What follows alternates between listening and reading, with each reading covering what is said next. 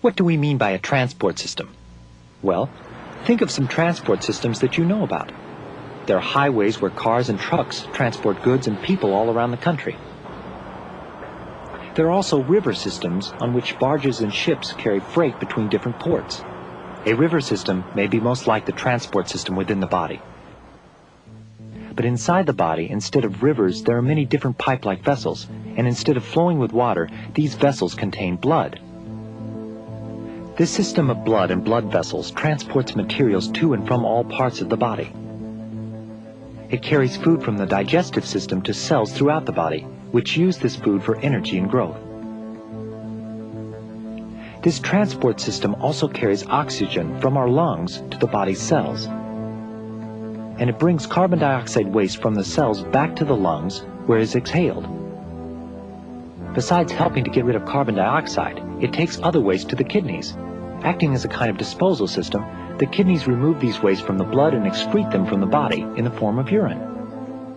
Let's take a closer look at the different types of vessels that are part of the circulatory system. The vessels that carry blood away from the heart are called arteries. The walls of arteries are thick, muscular, and elastic. With each beat of the heart, these walls stretch as the heart pumps blood through the arteries. After the blood passes through, the walls relax. This regular stretching and relaxing of the artery walls is called pulse. You can feel the pulse of an artery in your wrist. Feeling your pulse is one way of seeing how fast your heart is beating. Different kinds of vessels carry blood back to the heart. These are called veins.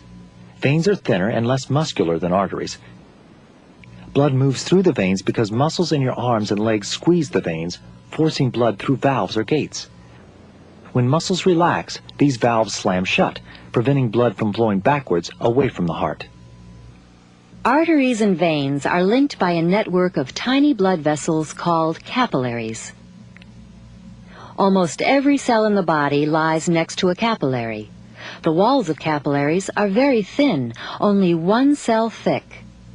Because these walls are so thin, oxygen and food can easily pass from the blood through the capillary walls and into cells. At the same time, wastes, such as carbon dioxide, can pass out of the cells into the capillaries. Capillaries are so small that they can only be seen with the help of a microscope. But together with arteries and veins, they form a network so vast that if all the blood vessels in the body were lined up end to end, they would stretch for tens of thousands of miles. Let's take a closer look at what flows in this network of different types of blood vessels. We all know what blood looks like. If you prick your finger, you see that blood is liquid and red in color. If we separated the major components of blood in a test tube, we'd see that over half of it, about 55%, consists of a liquid called plasma. Most of this liquid is water. In addition, plasma contains food, hundreds of chemicals that the body needs, and some wastes. The other part of our test tube of blood contains several different types of blood cells and cell parts. Most are red blood cells. Red blood cells act like freighters. They pick up oxygen from the lungs and they carry it to cells throughout the body, where they unload this life-sustaining cargo. Here we see red blood cells with the help of a powerful electron microscope. In a single drop of blood, there are millions of these cells, which look a little like donuts with the centers filled in. Blood contains other types of cells too. White blood cells help defend the body against disease-causing bacteria and other harmful microorganisms. Here we see a white blood cell destroying some bacteria by actually eating them before they can do harm. Blood also protects us in other ways. Have you ever wondered why you don't keep on bleeding after you've pricked your finger? Well, blood contains cell parts called platelets that help start the process of clotting when you cut yourself. Platelets cause the growth of a thread-like net. Red blood cells get caught in this net, stopping the bleeding. Blood has too many roles to describe in detail here. But in order for blood to do its job, it must continually flow throughout the body. A pump is needed to push the blood through the circulatory system. The heart is this pump. The human heart is only about as big as your fist and weighs less than a pound. But despite its size, the heart is very powerful because it is almost all muscle. If you could look inside this muscle, you would see that the heart has 4 chambers, or hollow spaces. The 2 top chambers are called atria. Each atrium is connected to another chamber beneath it, called a ventricle. But while each atrium is connected to the ventricle below it, there is no connection between the right side of the heart and the left. In fact, there is a thick muscular wall that separates the 2 sides of the heart. It is almost as if there were 2 hearts instead of 1. To see why the heart is divided like this and how blood gets from one side of the heart to the other, let's follow blood as it makes its trip through the body. We'll start our journey in the right atrium, which, from our vantage point, appears on the left. Veins from the body empty their blood here. This blood is high in carbon dioxide that has been picked up from cells throughout the body. In real life, this blood has a dull red color, but to make things clearer, we'll show it as blue. After blood collects in the right atrium, it flows through an open valve into the right ventricle. This valve then slams shut as the right ventricle contracts, preventing blood from flowing back to the atrium. When the ventricle contracts, it forces the blood into a large artery that forks, taking blood to both lungs. Within the lungs, the arteries branch into smaller and smaller arteries that lead to capillaries.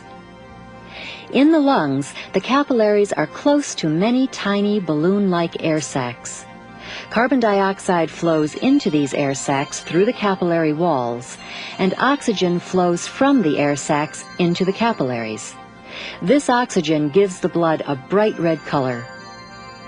This bright red oxygen-rich blood moves from the lungs back to the heart through a series of veins and empties into the left atrium. This explains how blood gets from the right side of the heart to the left, but the journey's not complete.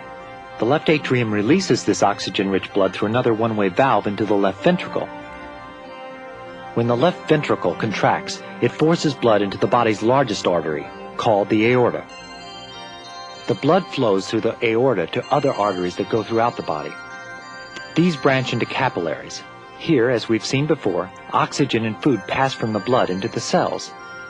Carbon dioxide passes the other way from the cells to the blood.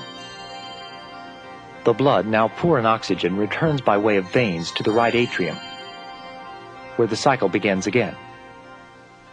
So the heart is actually 2 pumps, not 1. The right pump takes blood from the body and sends it to the lungs, where carbon dioxide waste is unloaded and a fresh supply of oxygen is picked up. The left pump collects oxygen-rich blood from the lungs and sends it to the body, where cells use the oxygen. Our lives depend on this cycle continuing without interruption. In fact, as we go about our lives, our hearts are beating constantly, resting only briefly between beats. This continuous beating points to the fact that the heart is an extraordinarily strong muscle. To get an idea how strong, try this. Make a fist. Remember that the heart is just about this size. Now open and close your fist 70 times in a minute. That's a little more than once a second. You'll soon find out that doing this for even a minute can be exhausting. But the heart of most adults beats on average 70 times a minute. For children, the rate is higher, about 90 times a minute. As we go about our daily activities, our hearts are beating day after day, year after year. The average person's heart will beat over 2 billion times in a lifetime. A person's heart does not beat at the same rate all the time. For one thing, a heart rate is affected by the body's energy needs, and these needs are constantly changing depending on what we are doing. This is Linda. Let's follow her through a typical day and see how her heart rate varies. As Linda wakes up, her heart rate is fairly low, perhaps 68 beats per minute. But the rate changes as her body cells become more active and need more oxygen and fuel. Linda's heart rate may increase to 75 beats per minute. Later that morning, when Linda walks with a friend, her heart rate probably becomes higher, perhaps 90 beats per minute. But when she stands still, her heart rate goes down again. Later in the day, as she bikes, her heart rate reaches its highest levels. With prolonged and strenuous activity, her body needs the most oxygen and fuel. As a result, Linda's heart rate might reach 135. As the day ends and activity decreases, her heart rate will become lower again, until finally, as she drifts off to sleep, it begins to reach its lowest levels, perhaps around 65 beats per minute.